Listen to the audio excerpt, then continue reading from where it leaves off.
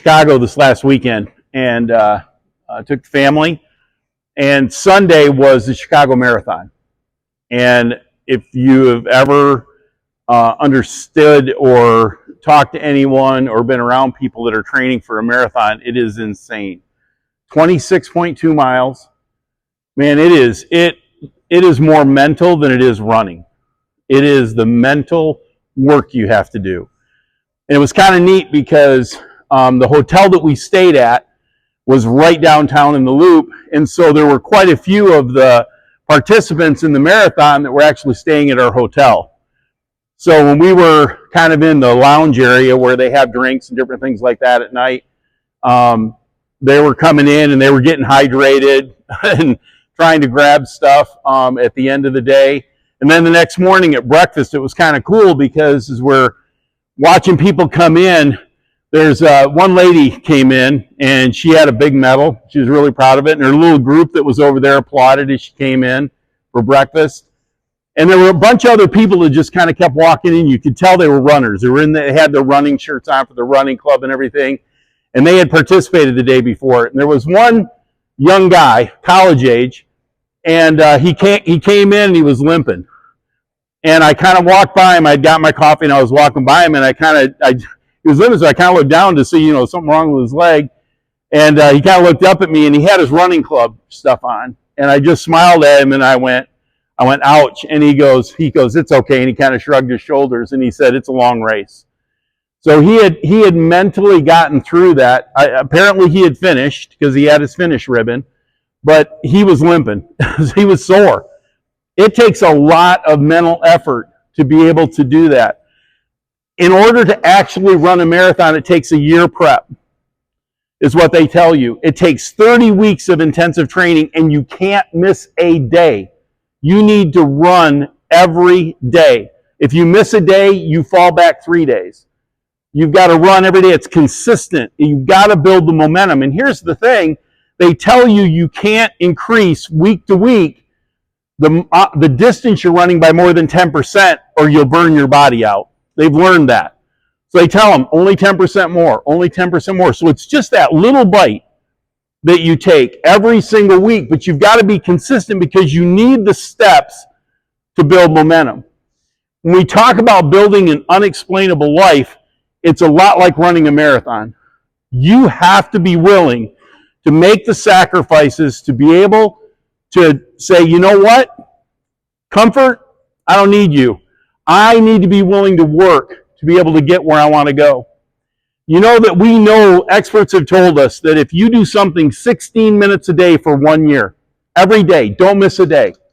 If you do any activity for 16 minutes a day, at the end of that year, you're better at that activity, whether it's a skill or something you're trying to do, than 95% of the population in the world.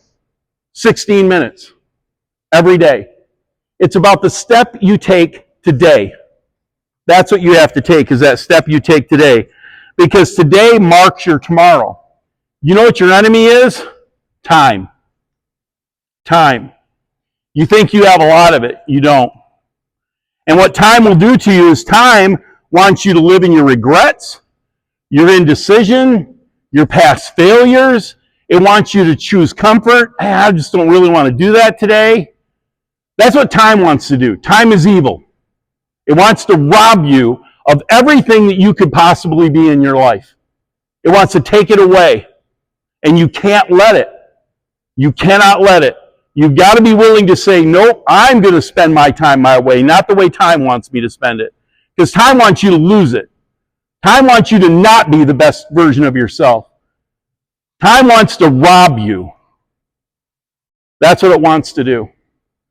And you can't let it. Every day you take a step forward, you gain momentum. Every day you don't, you forfeit that. You forfeit your tomorrow because you don't do what you need to do today. Yesterday is gone. You can't change that. Can't go back in time. Love to have time travel machines, don't exist. Can't worry about yesterday. I can't worry about tomorrow, but I can hope for tomorrow. I can hope for what my life's going to look like tomorrow, but I can't do anything about it except what I do today. So you have to take a step today. Today is the day you have. Today's your only opportunity to act. And every step you take forward is an attack on the evil in your life. Every day. Hebrews 12:1 and 2 says it this way: therefore, since we are surrounded by such a great cloud of witnesses, you guys are surrounded, aren't you? Some of your parents played sports here. I'm going to get to the point here in a few years where I'm going to say some of your grandparents have played sports here. It's getting to the point where you have a whole bunch of kids. You have an army of kids out there that are this high that look up to you. Your parents that come to the games, the spectators in the stands. When my parents could, they came to every Harper Creek game. They drove an hour and a half to get here because they wanted to be a part of what this is. You have this huge crowd of witnesses that's looking at you. So because of that, let us lay aside every weight and the sin which clings so closely, and let us run with endurance the race that's set before you. The race that's set before you is today. You've got to get better today. And he said, looking to Jesus, the founder and the perfecter of our faith, who for the joy that was set before him endured the cross, despised the shame, and is seated at the right hand of the throne of God. He was willing to sacrifice his time to take a step every day because of what was set before him. What's set before you is the best possible version and an unexplainable life for you. That's what's set before you. Imagine what would happen. We've talked about you're going to serve a master. You're going to pick one, or one's going to get chosen for you. So here's the thing. What would happen if you kneeled to the right master? What if you rejected titles and all the insignificant temptations that run across you? What would happen if you put your desire for comfort away, your gaming addiction, your doom scrolling of social media, your pornography? What would you do if you stopped playing the victim? What would happen if your loveless life that you don't give any of yourself to others? What would happen if you started living like that today? What would happen if you started living like that today? Because it's today, man, it's taking a step of momentum. Step of momentum. What would happen? You would act. I'll tell you what would happen. You're going to act like you're going to live forever. Because you're going to have that kind of impact on the people around you. But you're going to live like there's no tomorrow. Because you're going to make the absolute best choices and the best possible version of yourself today. And it's that little consistency, 16 minutes a day. Any skill you want to get good at, 16 minutes a day, you can be better than 95% of the people in the world.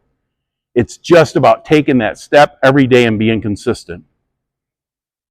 So let's consistently move forward, because right now, this is week 8. Week 8. You got a step to take this week, don't you? So tomorrow in practice, take a step. The next day, take a step. School, practice, take a step. Friday, take another step. Friday ought to be better than last Friday, because you're taking a step. You're choosing to do something positive with your time.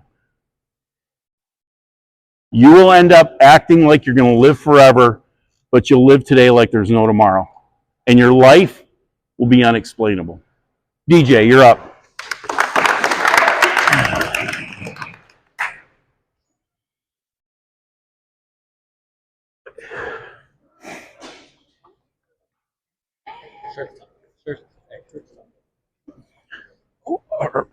Okay, I'm going to slide in right over here, guys.